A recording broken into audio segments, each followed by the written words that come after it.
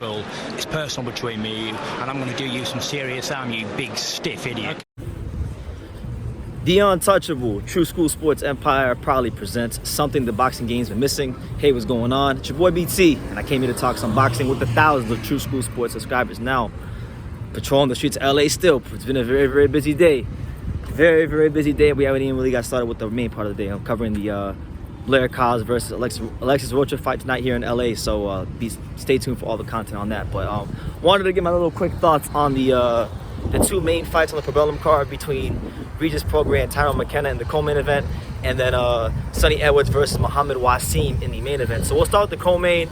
You know, Regis Prograis, for the third straight time since he lost to Josh Taylor, he stops an opponent. You know, he stopped Juan Heraldez, he stopped Ivan Redcatch, and now he stops Tyrone Mckenna in a fight that went pretty much as expected. You know, Mckenna, I've watched him quite a bit over the last couple of years when he fought like O'Hara Davies, when he fought Muhammad Mamone and those kind of guys in the Golden Contract tournament.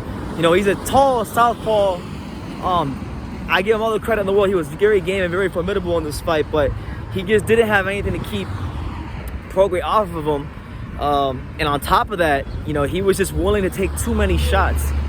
He was willing to take way too many shots, and you can't do that against Regis Prograis. Regis Prograis is very quick, and he's very heavy-handed, and he's slick, and very relaxed. And you saw that in the fight. You know, after 2-3 rounds, Regis Prograis was able to kind of just relax in the pocket, time him, counter him, just do whatever he wanted to do, when he wanted to do it, how he wanted to do it, and it was an easy fight for him.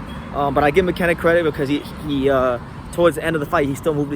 He still tried to let his hands go, and you know, he came to win. It just ultimately was outgunned. So, you know, we knew his level. We knew we knew that Mckenna had lost to Jack Catterall, and he had lost to O'Hara Davies. So we knew that he wasn't the highest level fighter that Prograis would ever fight. But you know, it just wasn't his night. But as far as Prograis goes, you know, really encouraged by the consistency he's shown in his last 3 fights. You know, we're talking about 3 fights, 3 straight stoppage victories, and that's what you want to see. You know, he's really pushing the envelope for a world title shot, and I believe now he is WBC mandatory. So you know, I'm looking at Regis Prograis still as one of the best 140 pounders in the world, and one of the best fighters from this country of the USA. You know, I'd like to see him fight, you know, Taylor if Josh Taylor want to stay at 140, but that doesn't look like it'll be in the cards because Taylor can't make the weight. So once those belts vacate, I'm thinking we get maybe like Regis Prograis versus Jose Zepeda, which I think would be Jose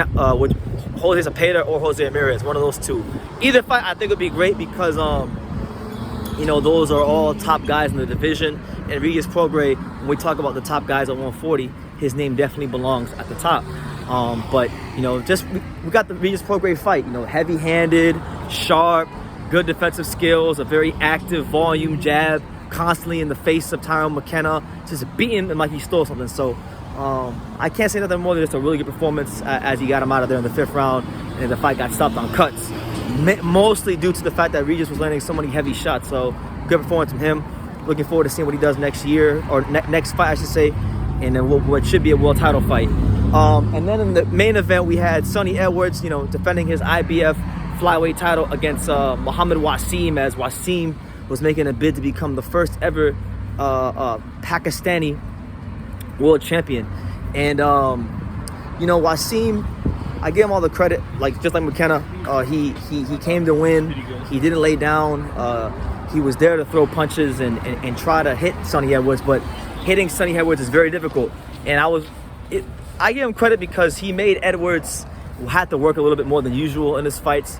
But I think part of the reason why Edwards wound up working more than usual in this fight, as opposed to other ones, is because I think Sonny Edwards, he had some sort of beef with the coach of Waseem, who I think was one of his old coaches. So he wanted to kind of like, in the first part of the fight, sit there and fight a little bit.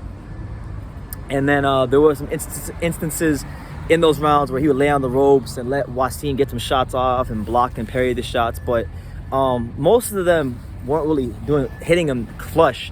And even when they would hit, he would roll the punches. So, you know, I think he was able to do that because he felt the power of Waseem early, and he wasn't really worried or troubled by it.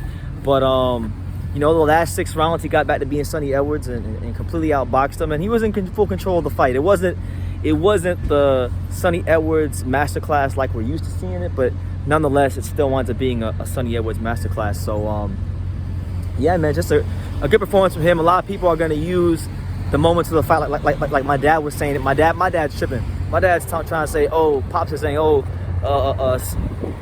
it was a close fight, and you know, because Waseem landed a couple grazing shots and moved his hands and looked aggressive, he thinks that was effective, and he thinks because of that Martinez is going to beat Edwards. But what people like my Pops and others fail to realize is that Sonny Edwards is not going to fight like that against Julio Cesar Martinez. If anything, he'll be more switched on, and he'll never be on the ropes, and he'll be very hard to beat that night. You know, and look, I'm going on record now. I'm gonna continue going on record. If they fight, I got Sonny Edwards outboxing Martinez. But either way, good performance from him, and that's just my little thoughts on the card. So yeah, Edwards gets a win, defends his belt, and then Regis Prograis makes a statement in his third straight stoppage since losing to Josh Taylor. So you guys let me know what you think in the comments down below. Make sure you guys take the time to subscribe. And like I say in every single one of these videos, you can love me or you can hate me, but I'm just a kid from Daniel. So until next time, take care, guys. Thank you for watching another video on True School Sports, the home of boxing. If you made it this far, do me a favor and do yourself a damn favor. Hit that subscribe button, and surely you will not be disappointed. You know, True School Sports bringing you the latest and greatest, the untouchable, you know, boxing content, interviews, news videos, breakdowns, live fight reaction extravaganza. We've got a great community of people here, boxing fans all over the world, from America to the UK to Australia, and on and on and on. So join the empire today. Hit that subscribe button. Take care and God bless.